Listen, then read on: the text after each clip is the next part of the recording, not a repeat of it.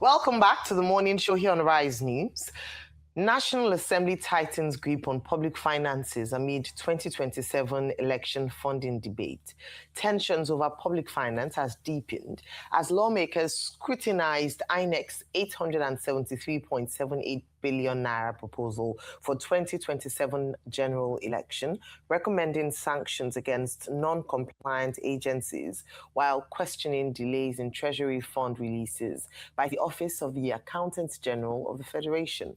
The chairman of the Independent National Electoral Commission, INEC, Professor Joash Amukpito, who presented the proposal before a joint committee of the Senate and House of Representatives on electoral matters, clarified that the 873.78 billion naira required for the 2027 polls is separate from the Commission's 2026 budget proposal. For 2026, INEC plans to spend 171 billion naira on its operations, including the conduct of by-elections and off-cycle elections. Moving on, the lingering crisis over leadership and governance at the local government level in Osun State is taking its toll on workers and pensioners. Many of the communities are also sinking deeper into poverty and neglect. Since March 2025, more than 130 billion naira statutory allocations due to the 30 local government areas in the state have been held back, trapped in bank vaults due to political power play. Even worse, the crisis is increasingly deepening political tension and degenerating into violence and loss of lives. Away from Osun, former Kaduna State Governor Malam Nasir El-Rufai is facing backlash over his claim that the phone of the National Security Advisor, Nuhu Ribadu, was bugged. Aides of the president and politicians, including former Kano State Governor Abdullahi Ganduje, as well as legal practitioners and security experts, are calling for El-Rufai's probe over the claim, arguing that his confession on national television was sufficient grounds for prosecution. But the former governor has gone further to ask the National Security Advisor, Malam Nuhu Ribadu, to clarify reports that the NSA's office imported thallium sulfate, a very dangerous toxin. In the letter titled Request for Clarification on the Procurement of Thallium Sulfate, El-Rufai raised some questions which he asked Ribadu to respond to. Joining us on Political Brief to discuss these stories is Arise Director of News and Politics Editor, Samna Sambo. Good morning, Samna. A very busy weekend of news in Nigeria, and some of them presented this morning. You're most welcome today. Samna, if you don't mind, let's start. Good morning, Ayo. Good morning, Dr. Abatsi. Morning. Of course, Rufai. Morning, Samner. That's you. If you don't mind, let's start with the new Nasir El-Rufai story versus Nuhu Ribadu. Some people are commenting that, well, the attempt to arrest him at the airport on his return to the country did not follow due process. I think that's easy to understand. But the other issue is that when he now went on prime time with Charles Aniagolu, he said, you know, he almost confessed, or he confessed publicly, that, you know, some people had bugged the NSC's phone and that he had access to the information, and he made certain allegations. And then confession, of course, is almost like an admission of guilt. To bug another person's phone and be reporting publicly, isn't that in itself an offense? So some people have said, nobody should now come and say he's been harassed, having used his own mouth to say he's involved in the bugging of phones. The other issue is the thallium sulfate, a toxin, which he had asked for clarification from the NSA. The letter is now in circulation. He himself posted it on Instagram. It's dated 16th January. Now, what do you think should follow now, so that the security situation in Nigeria is not reduced to a personal conflict between a former governor and an incumbent national security advisor? On Osun, we've argued ad nauseam on this platform that, look, it's a very funny situation that under the watch of President Tinubu, who supported the rights of states under the principle of federalism is the one under whose watch now Osun State is being treated badly, and local governments have been seized, and people are suffering, and all kinds of allegations about how local government administration in Osun State has been politicized. Then, of course, INEC is asking for 873 billion, not minding the fact that they have an outstanding 171 billion for all cycle elections, a total over 1 trillion. Where is that money going to come from? When even the Ministry of Health that was assigned 286 billion in the 2026 budget only got, or 2025 budget, only got 36 million naira, 36 million, as opposed to over 280 billion. So all those issues. Will I not get the money? Is that not a booby trap already? Where is the money even going to come from? At the time they are saying they will sell assets to raise money and then, do some other creative financial management.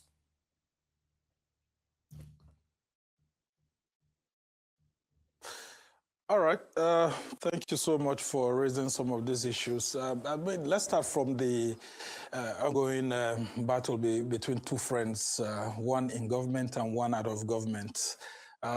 Nasir El-Rufai and his very good friend, the National Security Advisor, Nuhu Ribadu. I want you to look at it from the perspective of what has happened if you roll back the last 10 years between these people, because Nigerians should be very careful not to allow these people to drive the narrative. These are just, people who are playing politics with governance. I mean, remember when the APC came into government in 2015, Nasir El-Rufai was the arrowhead of the think tank for the Buhari presidency. And of course, they helped to put in place certain things. And of course, you would have seen that, some appointments that were made, which were supposed to have gone towards Bola Tinubu then as APC national leader, as they like to call him, or Nuhu Ribadu, most of those appointments were kicked aside because of, the so-called cabal that were under the Buhari presidency with Nasir El-Rufai, people like Mamandara, and a whole lot of them, holding sway, with Issa Funtua and so many of those people. So some of the things that you're seeing are part of those grievances, even from the Tinubu presidency himself. They hit back at Tinubu, denying some of his appointees, pushing him aside, and he was quiet for a whole lot of time. And he licked his wounds quietly until he had the time to actually hit back. And of course, he got back to power. The same thing with Nuhu Ribadu.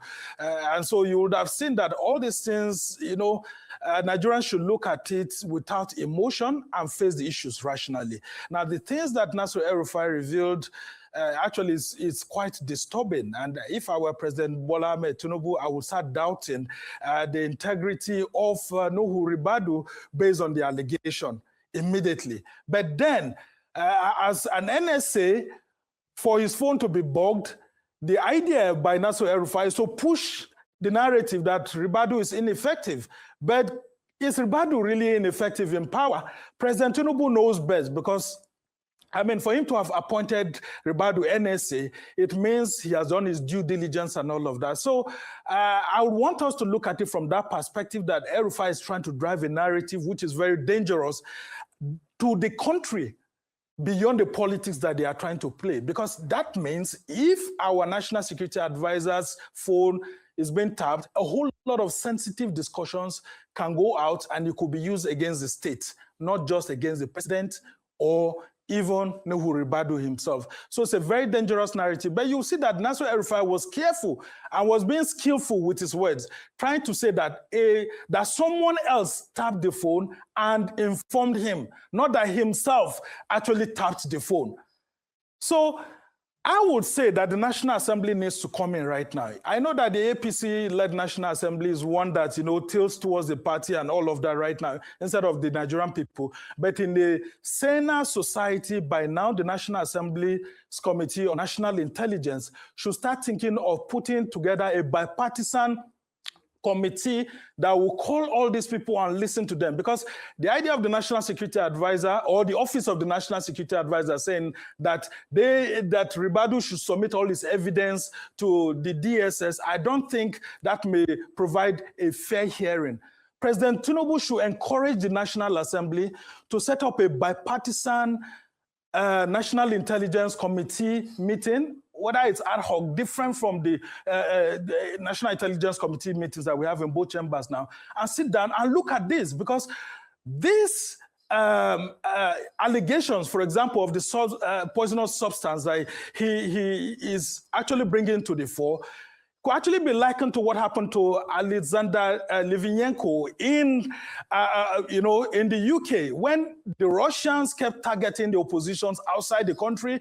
And of course, many of them would just go to restaurants to eat, and before you know it, pick up some of these substances, and before you know it, they are dead after some time, or so on. So the opposition leaders, if that's what Nasir El-Rufai is saying, that they are in danger, has also sent a very difficult and dangerous signal that the governing party maybe is afraid of what's going to happen in the next election. And so I would think that if this National Intelligence Committee, an ad hoc one or a different one is set up, it could help to calm frayed nerves. And then, of course, because you have members of other political parties, it could help to shield APC away from this dangerous, very, very dangerous narratives that Nasir El-Rufai is trying to bring. Well, does Nasir El-Rufai have the sympathy of many Nigerians? I can tell you that many Nigerians don't have sympathy for him, because he's part of those who actually brought some of these issues. When they are in power, they were enjoying, the appurtenances of power, hitting hard at opposition in his home state. And you would have seen someone like Senator Shehu Sani providing very clear and raw evidences. So please, Nigerians should not treat these issues from an emotional perspective. Everybody is a suspect, from President Tinubu to the National Security Advisor to Nasir El-Rufai that's raising the allegation, and the so-called opposition leaders who claim to have this information. Everybody should subject him or herself, because this is a threat against the Nigerian people. And so let's be careful too. Let's look at this man called Nasir El-Rufai and be careful to ask him not to play politics that could destroy Nigeria.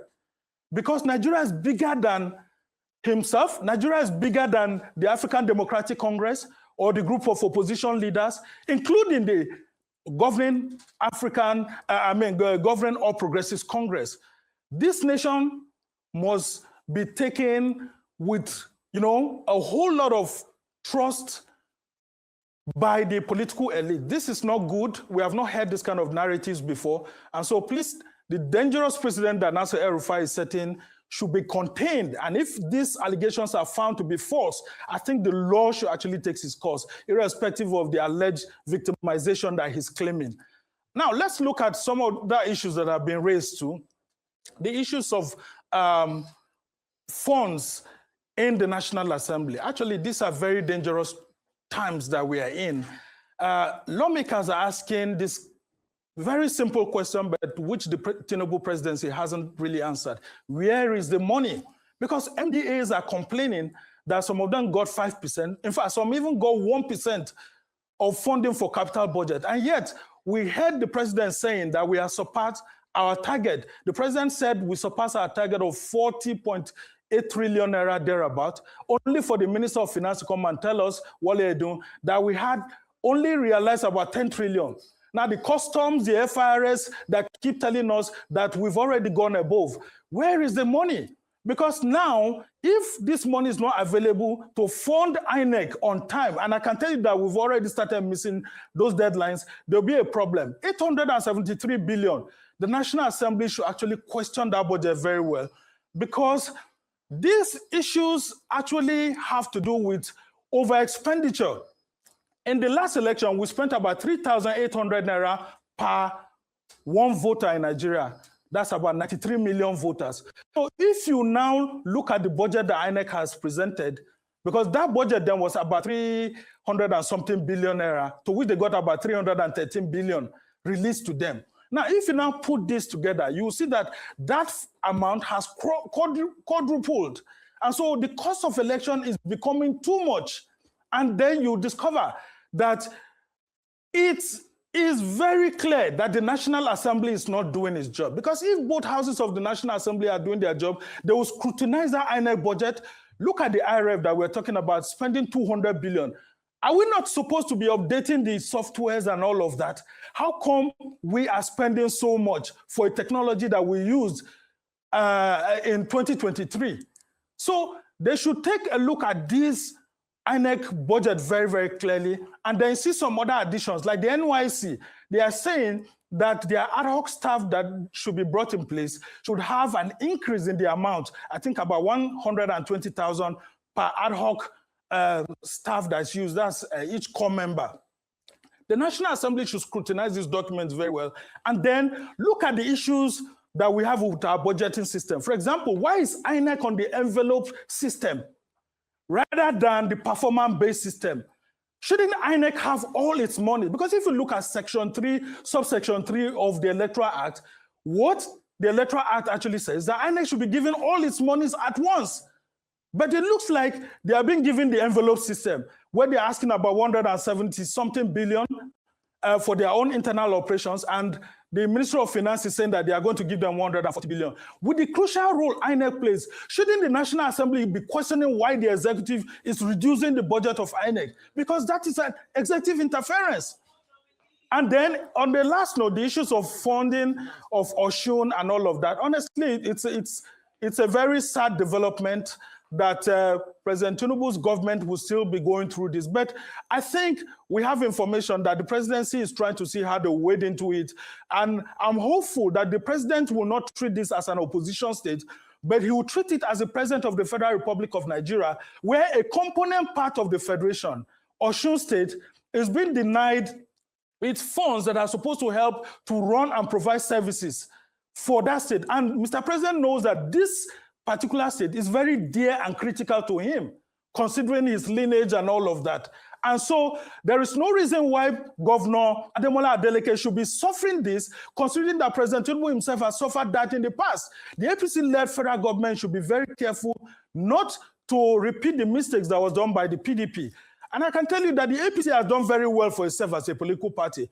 For example, today in Kano, we'll be having Governor Abba Yusuf joining it, making about 30 to 31 states that are with the APC. We have never had any political party in the Fourth Republic that has been so fortunate to have so many governors, so many states in its kitty. So why is it interested in making Osun State, feel like if it doesn't belong to the governing party, that some funds won't be given to it? And I know that Governor Ademola Adeleke made attempts to even join the APC to assuage them, but some forces in Osun APC refused to allow him to join. What more do you want him to do? Now, he has gone to, Accord Party and all of that. President Tinubu should look at this carefully, set up a committee that will be able to advise him properly, and not repeat the mistakes that former President Olusegun Obasanjo did. Because a whole lot of Nigerians have sympathy for Osun State, because this should not be happening. It's the people of the state that are suffering, and the funds are domiciled in a particular commercial bank, waiting for nothing. And so I would advise that the APC-led federal government, having enjoyed several things that they enjoy, President Tinubu is also going to be in Adamawa today, to which we hear that Adamawa is going to go to the APC pretty soon. What more can the APC want again? We can't have all the governors. So the few ones that are left, the opposition governors, allow them to breathe, allow the people to breathe, and enjoy all that you are enjoying at the moment. And I can tell you, it can never be better for a political party like the APC. At the moment, they've done very well, but please allow Governor Ademola Adeleke to breathe, allow the people in Osun State local governments to breathe, allow governance to take stage. If you have said there's local government autonomy, why are you not making it difficult for local governments in Osun State to function? Indeed. Well, thank you so much, Samna. Like you said, let governance and democracy breathe.